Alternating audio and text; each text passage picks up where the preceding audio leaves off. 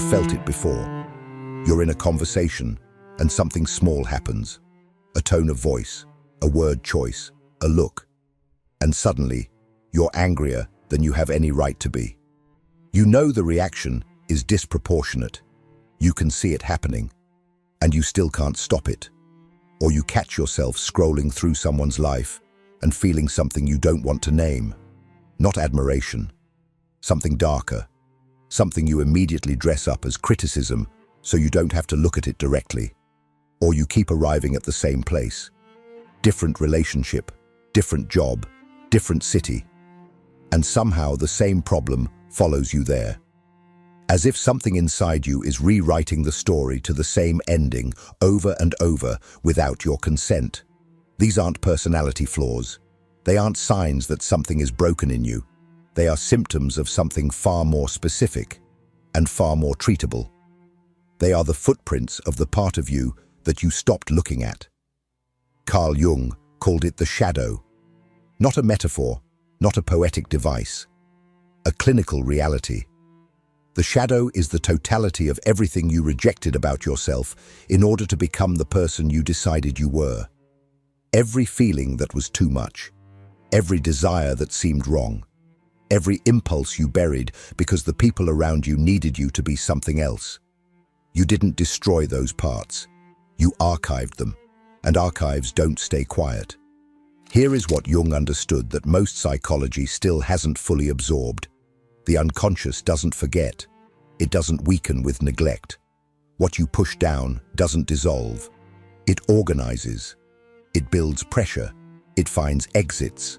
And the less you acknowledge it, the more autonomous it becomes, until it isn't just a part of you, but a force operating your behavior from below while you believe, sincerely and completely, that you are the one in charge. The unsettling truth is that most of the decisions you think you're making aren't yours. The pattern you keep repeating, the person you keep being drawn to, the reaction you can't explain even to yourself, those aren't accidents. They are the shadow, fluent and patient, running a life it was never supposed to run. What this video will give you is not comfort. It's a map, a precise, usable account of what the shadow is, how it was built, how it operates without your knowledge, and, most importantly, how to face it without being destroyed by what you find. Jung spent his life on this question. The answers are more specific, more actionable, and more urgent than anything you've been told about knowing yourself. The place to start is not with what the shadow is, it's with how it was made, because the moment you understand that, you'll stop thinking of it as the enemy, and that changes everything.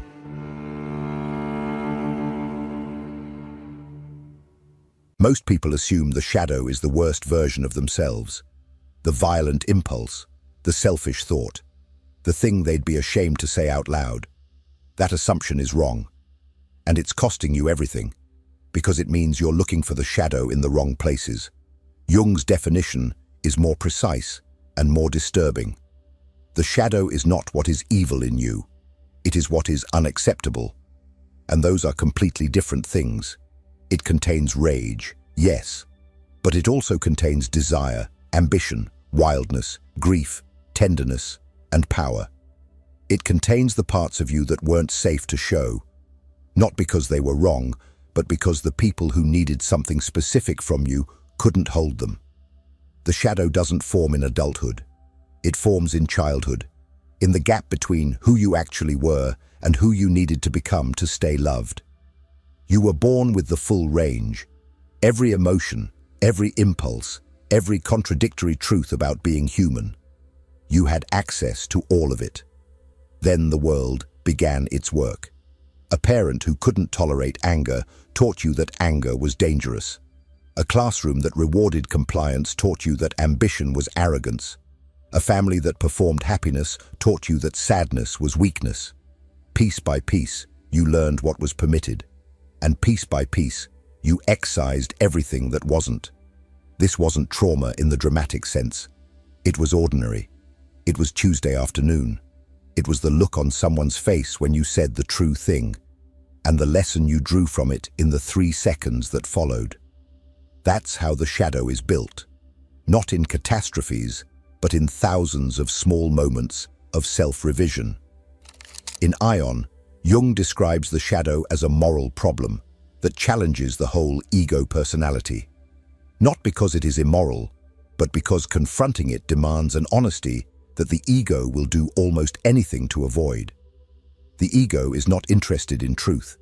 It is interested in coherence. It wants the story of you to hold together, to make sense, to be defensible. And so it builds a self-image, and everything that contradicts that image gets pushed into the dark. What remains in the light is the persona, the face you've practiced, the version of yourself you've decided to be. Competent, calm, good, reasonable. The persona isn't a lie exactly, but it is incomplete. And the more rigid it becomes, the more pressure builds beneath it. Here's what that pressure looks like in a real life. You pride yourself on being easygoing, and you feel a rage you can't explain. You think of yourself as selfless, and you're quietly furious that no one takes care of you the way you take care of them. You've decided you're not the kind of person who needs attention, and you do things, small, almost invisible things, designed entirely to get it. The shadow is not the monster at the bottom. It is the sum of everything you sacrificed to maintain a version of yourself that others could accept. And it is waiting, with more patience than you have, for you to finally look. But looking is only the first problem. Before you can face the shadow, you have to be able to find it.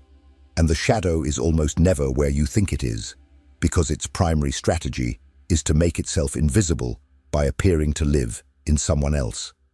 If this content is making sense to you, click the subscribe button and subscribe to the channel. Thank you for your support.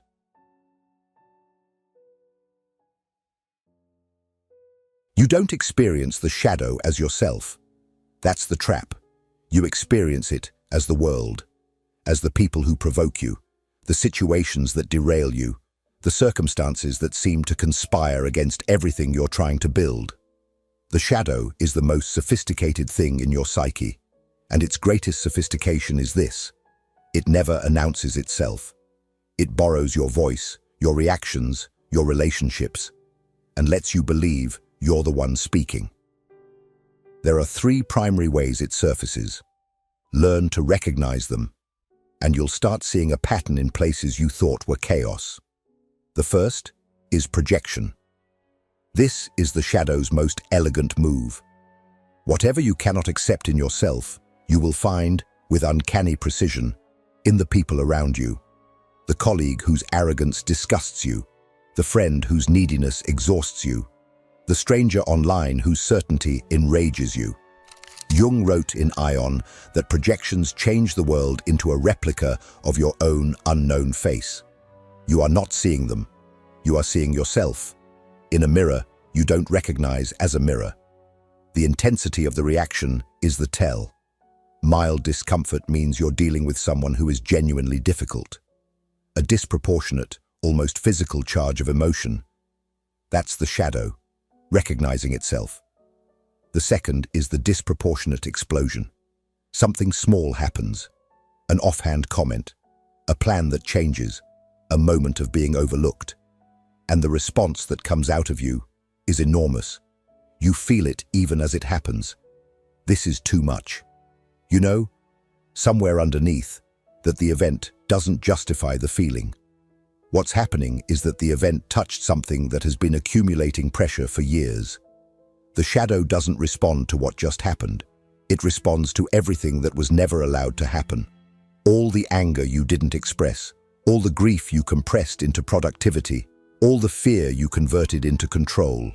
One small trigger, and the whole reservoir moves. The third is self-sabotage. This one is the quietest and the most devastating.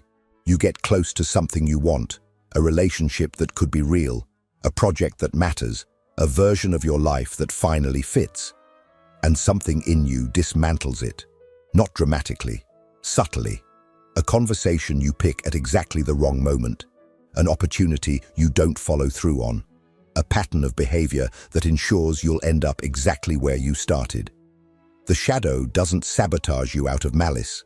It sabotages you out of loyalty to the self-image that decided long ago that you weren't the kind of person who got to have that thing. In dealing with the shadow, Jung warned, it is not sufficient to simply know about it. Knowing is not enough. Reflection is not enough.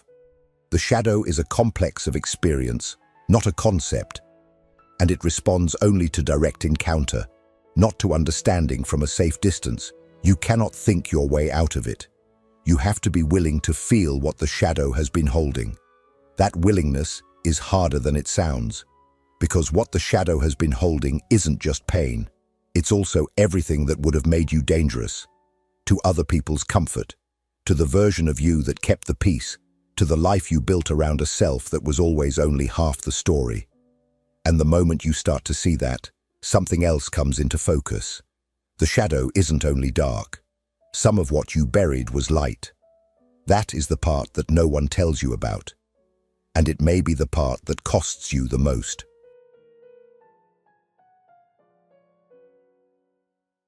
Here is something you almost certainly believe, that your strongest reactions tell you something true about the world, that the person who infuriates you is genuinely infuriating, that the trait you judge most harshly in others is objectively worth judging, that the intensity of what you feel is evidence of what's actually there. This belief feels like discernment. It is, most of the time, a prison. Projection is not a flaw in how some people think. It is a structural feature of how the human psyche works. The contents of the shadow don't stay contained. They leak outward, and they attach themselves to people and situations in the external world with a precision that feels like perception, but is actually displacement. You don't choose what to project. You don't know you're doing it. That's precisely what makes it so effective and so difficult to dismantle. Jung was unsparing about what projection actually does to a life. In Aion, he described the mechanism in clinical terms. The more projections accumulate between a person and their environment, the harder it becomes for the ego to see through its own illusions. At its extreme, he wrote of a patient who had spent 25 years cut off from reality, unable to acknowledge that the tragedy of his life originated in himself, because the unconscious had built a cocoon of illusions so complete that the external world had simply ceased to be real. That's not a pathological edge case. That's the direction every unexamined projection travels, given enough time. Think about the last person who provoked a reaction in you that felt outsized, not mild irritation, real heat, the kind that stays with you, that you return to, that you find yourself building arguments against in the shower. Now ask the question that the shadow makes almost unbearable to ask. What is it, specifically, that bothers you? Name the trait. Sit with it, and then ask, where in your own life does that trait live? Not identically, not obviously, but somewhere, in some compressed, unacknowledged form. The person whose ambition repulses you may be carrying the ambition you were told was selfishness. The person whose neediness exhausts you may be expressing the need you learned to perform competence over. The person whose freedom enrages you, their ease, their audacity, the way they take up space without apologizing, may be living the life your shadow has been petitioning for since you were old enough to understand that certain things weren't allowed. This is what makes projection the shadow's most powerful mechanism. It lets you have the feeling without the accountability. You get to experience the anger, the contempt, the longing, and locate it entirely outside yourself. The shadow gets its expression. The ego gets to stay clean. The way out is not to stop reacting.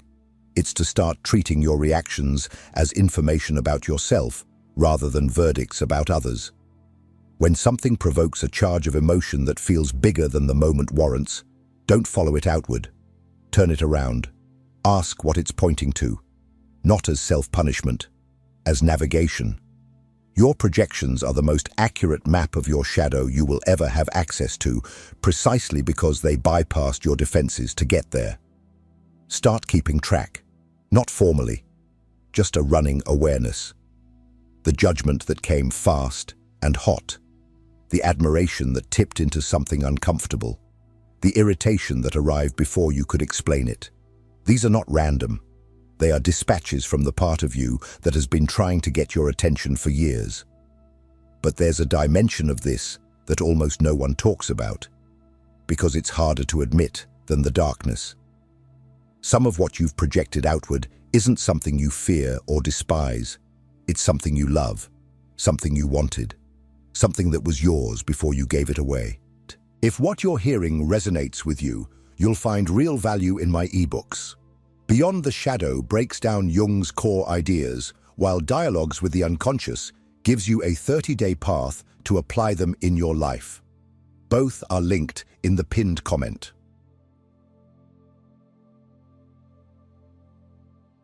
Everyone is prepared to hear that the shadow contains darkness. What they are not prepared to hear is that it also contains gold. Jung was explicit about this, and it is the part of his framework that gets the least attention, because it is the most confronting. The shadow doesn't only hold what you were ashamed of, it holds what you were afraid of, and those are different things. Shame is about what others couldn't accept. Fear is about what you couldn't accept about yourself, including your own capacity, your own brilliance, your own right to take up space without justification. Think about the person you admire most intensely, not casually, intensely, the one whose ease makes you slightly uncomfortable, whose confidence reads as something almost foreign to you, whose creative work, or courage, or way of moving through the world produces in you a feeling that is equal parts inspiration and ache. That ache is the tell. You are not simply admiring a quality in them. You are recognizing something that belongs to you, something you buried so long ago that you've forgotten it was ever yours. This is what Jung called the golden shadow, the positive qualities that were split off and repressed, not because they were wrong, but because they were dangerous. Dangerous to the relationships that required your smallness. Dangerous to the identity you built around being manageable, reliable, easy to love. At some point, being too much became the same threat as being too little. And so, you excised the excess. The ambition that looked like arrogance. The desire that looked like greed. The confidence that looked like vanity. The joy that seemed, in certain rooms, like an accusation. In the Archetypes and the collective unconscious, Jung describes the confrontation with the shadow as the apprentice piece of the individuation process, the necessary first encounter before any deeper self-knowledge becomes possible. But the apprentice piece is not just learning to tolerate your darkness, it is learning to reclaim your fullness. Both are required. And the golden shadow is often harder to integrate than the dark one, because the dark one only asks you to forgive yourself. The golden one asks you to believe in yourself, which for most people is the more difficult task by far. You can locate the golden shadow the same way you locate the dark one, through intensity. Not the intensity of repulsion, but the intensity of longing. The life that makes you feel a complicated envy, you immediately dress up as skepticism. The person who creates freely, and whose freedom irritates you in a way that doesn't quite make sense. The version of yourself you occasionally glimpse, in a moment of flow, of unself-consciousness, of genuine power, and then immediately pull back from, as if you'd stepped too close to something you weren't supposed to touch. That pullback is the shadow's hand on your shoulder, not warning you away from danger, warning you away from size. Integrating the golden shadow is not about becoming arrogant or untethered. It is about stopping the unconscious donation of your own qualities to other people.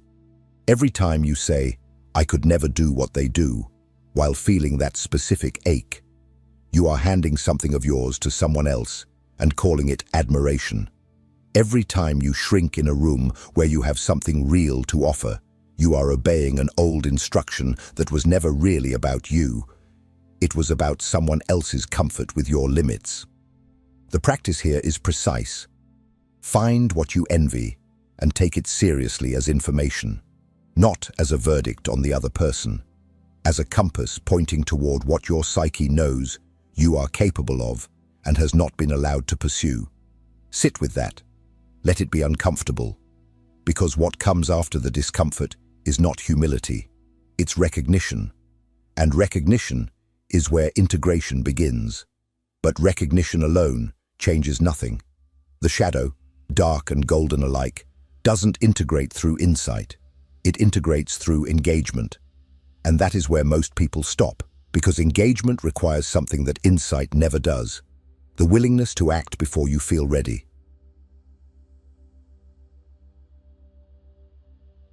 Shadow work has become a phrase people use without knowing what it means. It shows up in journals, in therapy-adjacent content, in conversations where it functions more as an identity marker than a practice. Strip away the aesthetics, and what remains is something far more spare and demanding. A sustained, deliberate commitment to seeing what you have spent your life not seeing, and then doing something with what you find. It is not dramatic. It does not require a retreat, or a breakdown, or a guide. It requires honesty, applied with unusual consistency to the places where you are least honest with yourself. The first step is mapping. You already have everything you need, because the shadow leaves evidence everywhere. Your projections are the primary material, the judgments that arrive hot and fast, the admiration that tips into longing, the irritation that stays longer than the event warrants. Start there. When a reaction feels disproportionate to its trigger, write it down. Not the story of why the other person was wrong, the feeling itself, stripped of its justification. What is the precise quality that provoked you? Where in your own life does that quality exist? Suppressed, unacknowledged, or performing as its opposite? This is not comfortable work. The ego will resist it with everything it has, because the ego's entire function is to maintain the coherence of the self-image you've built. It will offer you alternative explanations. It will remind you of legitimate grievances. It will insist that this particular reaction really is just about the other person.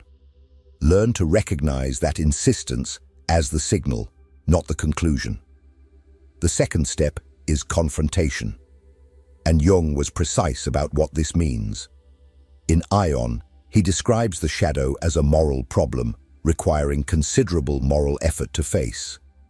Not because morality is about judgment, but because it demands that you look at what is present and real without flinching away from it. Confrontation does not mean approval.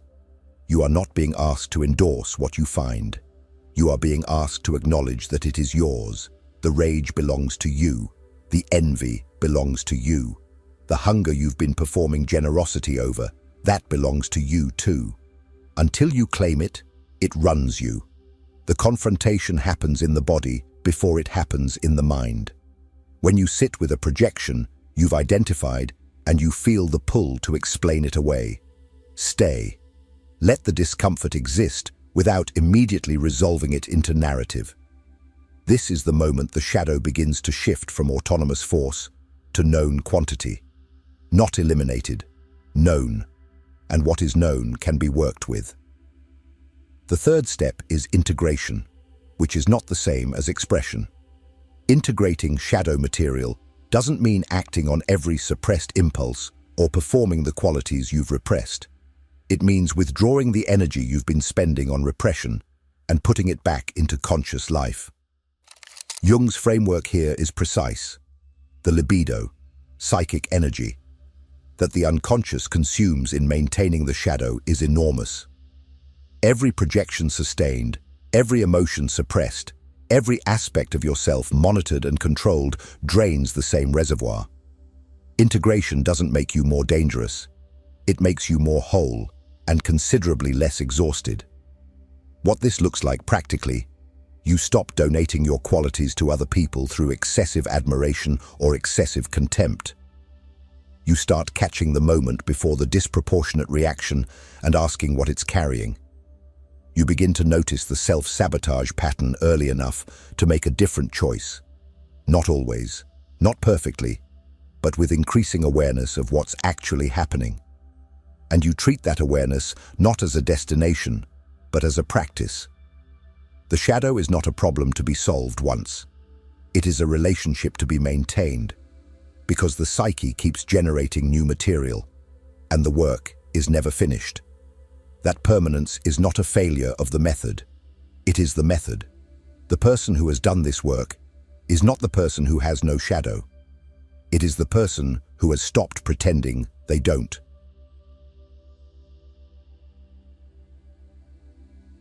There is a version of this video that ends with encouragement. That tells you the shadow is manageable, that integration is achievable, that the work is hard, but worth it. That version would be a lie, not because those things aren't true, but because they leave out the part that actually costs something. Here is what Jung said, and what most people who quote him choose not to emphasize. The person who knows their own shadow causes considerably less harm to the world than the person who believes themselves to be purely good. Not more harm, less. The integrated shadow is not a danger, the unexamined one is. And the most dangerous people you will ever encounter are not the ones who know their capacity for darkness. They are the ones who have convinced themselves they have none. This is the hardest truth of everything you've watched today. The harm you cause, to the people closest to you, to the projects you abandon, to the versions of yourself you keep failing to become, does not come from your worst moments. It comes from your blind spots. It comes from the rage that speaks before you've identified it as rage, from the need that manipulates before you've acknowledged it as need, from the fear that controls before you've named it as fear. The shadow doesn't require malice to do damage. It only requires your continued refusal to look. Becoming a person who looks is not a transformation that happens once. It is a choice made daily, in small moments, against the considerable comfort of not looking, against the ease of the projection, the relief of the justified reaction, the familiar weight of the self-image you've spent decades constructing. The ego will always prefer coherence to truth. Shadow work is the practice of choosing truth anyway, not because you've become fearless, but because you've become more afraid of what the shadow does when left alone than of what you'll find when you face it. Jung's concept of individuation, the lifelong process of becoming who you actually are, does not promise arrival. It promises direction. You do not finish becoming whole. You move toward wholeness, and the movement itself is what changes you. The person engaged in that movement is not more comfortable to be around. They are more honest, more accountable, more genuinely present, which is sometimes the same thing as more difficult, because they have stopped performing the version of themselves that kept the room comfortable and started being the version that keeps the room real. What you take from this video is not a technique, it is a reorientation. The next time something provokes a reaction that doesn't fit the size of the event, you have a choice.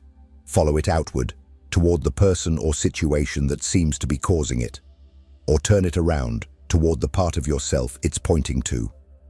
The next time you feel that specific ache of recognition while watching someone live freely, you have a choice. Call it admiration and move on, or sit with it long enough to ask what it's asking you to reclaim. These are not grand gestures. They are small, repeated acts of honesty that accumulate over time into a fundamentally different relationship with yourself. The shadow does not want to destroy you. It wants to be seen. And the life available to you on the other side of that seeing, not perfect, not painless, but genuinely yours, is more than the life you've been living inside the performance of wholeness you never actually felt. You already know which part of yourself you've been avoiding.